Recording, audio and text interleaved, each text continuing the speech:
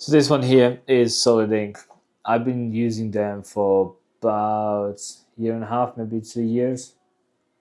There, focuses on that. I hope it focuses. And I really like this ink, really nice. The only problem was when I saw the healing ones coming back, I did wish it had more blackness to it, like more darkness to it, because they heal actually quite great. And it's really, really easy to work with these. They go in really nice. So even if you have an extra light ink, which extra light just means it doesn't have much pigment, but this one, it's still going in really like solid, but it'll be extra light. So when it heals, it's extra lighter, but it's still solid. So because it's solid ink, it actually goes really solid. You can make a full color looking tattoo with a gray wash. I know it's weird, but the problem is it goes quite light. So but if I would say I have these just in case, because when I need to do something really like just like nothingness, goes into nothingness, goes and disappears, it's really, really good ink to have. Because there's inks where you kind of shade and then they still look grainy. On some people, you just can't make it work. And the skin is like, don't want any ink, please no. And then you can almost hit individual hits with this ink. It goes in smooth. You can get smooth transitions pretty fast. I think these are the only ones I have left in my room. We have a like a big stacking with inks. I have more of them. I also have solid ink lining ink, which I tried a few times. I didn't like it, never carried on. That was it. So lightning ink, I'm not really experienced too much. Maybe I could use that for packing some like small areas, like Lucy did yesterday. These small little areas. I think it focuses on my face, not on my arm, but it's there. I don't know if you can see. And but solid ink is really ink, like good ink. I've used for a while now. We bought these for experimentation to see what happens if it happens. How does it go? How does it look like? I tried it. I opened. Well, Christina buys all sorts of stuff, and then she sometimes just drops on my table and like use it. I tried, cool, and I liked it. It was going really nice. The only problem is when the people came back, I realized, yo, that's a little bit too grey that I like it.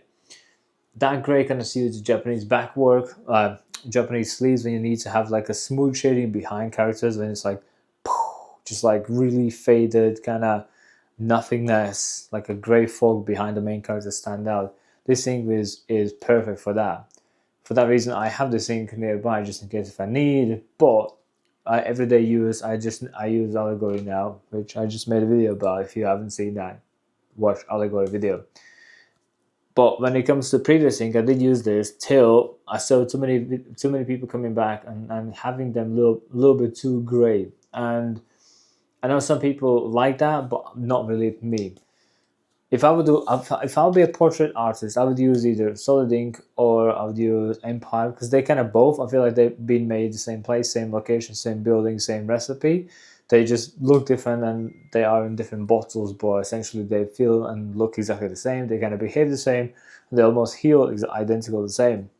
Which means when you do portraits, you need a really smooth look, you need a polished look, you need faded, you need that all like a sculpture kind of looking. And with this thing is really easy to get. Even if you need like a really light shadings here where it's just face and there's nothing there and you just need to get from light to dark or darker, it's that easy to just get there really fast and easy. With Allegory it would be quite harder. It would be harder, but it would be harder. This ink is easier to work, easier follows the needle. Once the machine goes up and down, for example, I'll make sure it's closed. When it goes up and down like this ink holds itself underneath. So like if you work on a skin and it goes down, there's the ink like a bubble underneath that would actually follow the needle. So every hit that the needle makes inside the skin has ink underneath, and the ink, boom, is inside the skin. Whereas Allegory, you would work there and the ink would just sit there. And even if you go here, the ink would just sit there and would not really follow you as you go. So you have to like waste more because you can't just have the same bubbles following you. You have to just dab it clean, you get it clean, and then take new one, take new. So you go through that way more than you go with solid ink. But so solid ink just follows you. So you almost like use every single drop of the ink on a tattoo, and it's just less that. It goes in really solid, like it goes in solid. You can get so smooth, so polished, so flawless. You could not see a drop of skin. Like you can get so fully saturated and it'll be light. This ink heals quite light. Maybe there is like a code that you can do, like, I don't know, maybe you only use the dark tones, the only dark and extra lights, and then you don't lose anything between. Then you can get like a really high contrast and low.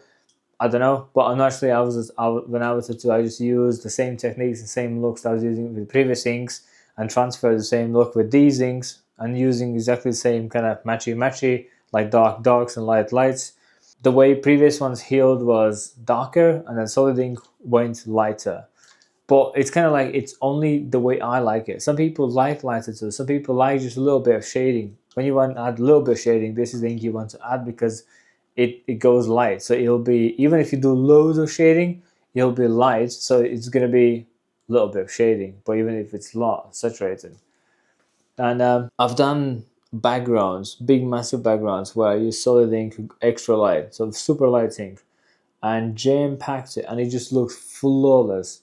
There's Arian shown that I did a portrait there on his lower arm, and there's a background section that I did, and I was shading. It was between the horns. The lady has horns, and between the horns I was shading in. And on a day, it looked like black next to black. The whole thing looked so dark, but when it faded, the background that I did looks so packed in grey. It looks like I did it with opaque greys, but it's actually just a standard grey wash. And you can get this really packed in, like really good ink. I would say it's a mint ink, like super good ink. It's just the way I use it.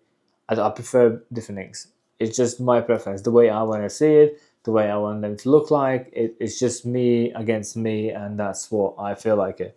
So that's why I'm making these videos. That's why I'm saying 100 times me, because it's just the way I prefer.